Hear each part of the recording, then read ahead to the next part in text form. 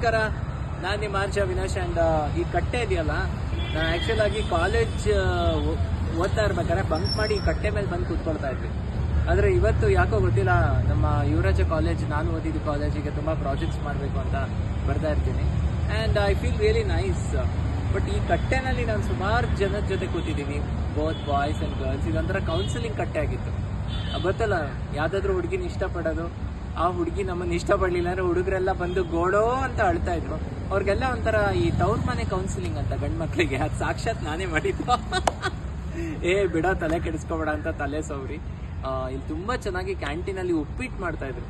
ನಮಗೆ ಬೇಜಾರಾದರೆ ಆ ಉಪ್ಪಿಟ್ಟು ತಿಂತಾ ಇದ್ರೆ ಬೇಜಾರೆಲ್ಲ 2-3 ಪ್ಲೇಟ್ ಉಪ್ಪಿಟ್ಟು ತಿಂತಾ ಇದ್ವಿ. ಆಮೇಲೆ ಒಂದು ಕಾಫಿ ತುಂಬ ಚೆನ್ನಾಗಿ ಕುಡಿತಾ ಇದ್ವಿ.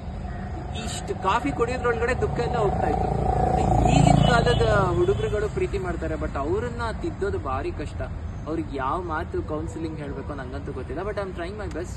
This is one of the best memories. And ಈ ಒಂದು ವಿಡಿಯೋನ ಮಾಡ್ತಾ ಇರೋರು ಅತ್ಯಂತ ದೊಡ್ಡ ವ್ಯಕ್ತಿ.